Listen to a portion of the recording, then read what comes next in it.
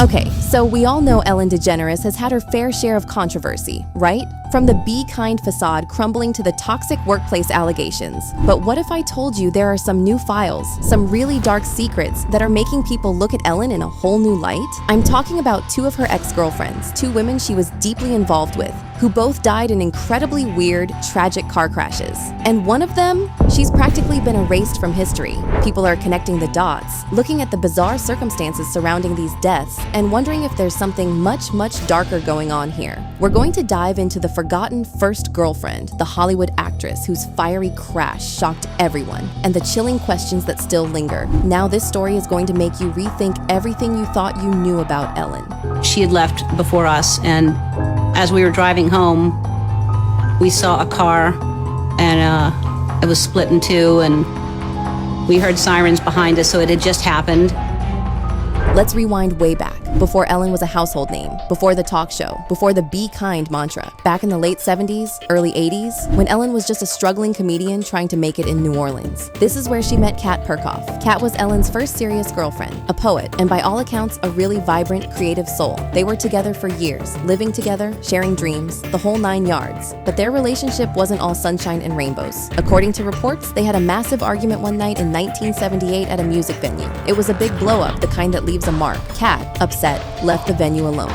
And here's where it gets really chilling. She died on her way home in a car accident, a single vehicle crash. She was only 20 years old. Now, a car crash is tragic enough, but the internet is pointing to something even weirder. There are claims, though unconfirmed, that Ellen literally drove by the scene of the accident and thought, "Oh, terrible," and kept going. Like, imagine seeing a crash, not knowing who it is, and just driving past. It's a detail that, if true, adds a layer of coldness that's hard to ignore. After Kat's death, Ellen was reportedly devastated. She and Kat had shared a flea-infested apartment, and Ellen, unable to afford rent alone, moved onto a mattress on the floor. It was during this time of intense grief and struggle that she wrote her famous phone call to God stand-up routine.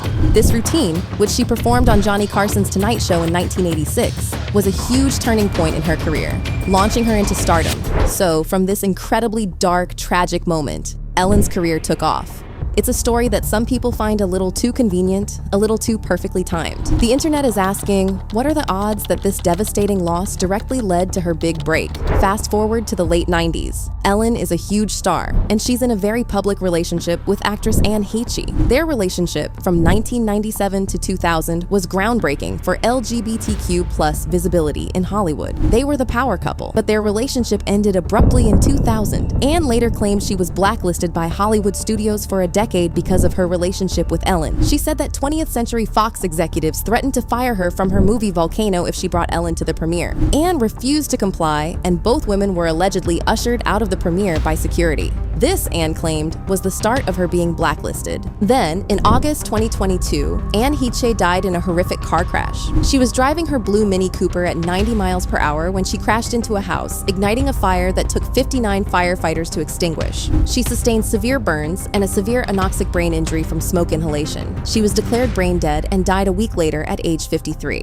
Now, the official coroner's report said there was no active impairment from substances or alcohol at the time of the crash, only past usage. But the internet, as always, has questions. Viral footage from the scene showed a severely burned Anne Heche suddenly sitting up on the stretcher as firefighters loaded her into the ambulance. Ambulance, that's some sort of sign, but yes. So basically the activity that we were looking for, that anxious or that quick moving, that was going on the other side of the vehicle. Oh my gosh! He's completely alive. What the hell? This video sparked a firestorm of conspiracy theories. One person tweeted, "When do you ever see firefighters put victims in ambulances?" Another went even deeper.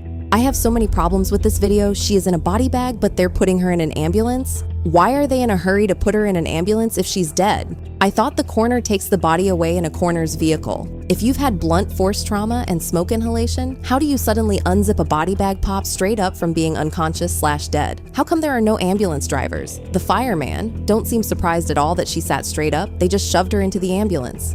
And then it gets even wilder. There were claims, allegedly from Russian intelligence, suggesting Anne Heche and a US congresswoman were both unalived by car hacking nearly nearly undetectable assassination technology. I mean, that's some serious spy movie stuff, right? But the fact that these theories are even out there shows how many people found Anne's death incredibly suspicious. Now, Ellen and Anne had not spoken in over a decade prior to the accident. When asked about the crash by paparazzi, Ellen gave a blunt, detached answer. "We're not in touch with each other, so I wouldn't know." However, upon Anne's passing, Ellen released a warm, formal statement sending love to Hetch's children and family. But for many, it felt like too little, too late.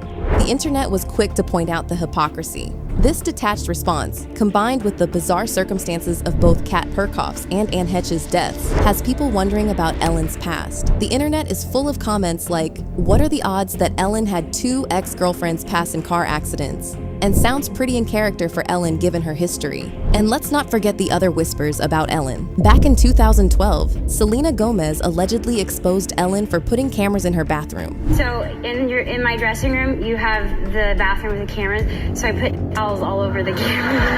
And I went and peed in Kobe Bryant's dressing room. It all just adds to this image of Ellen as someone who might not be as kind as her public persona suggests.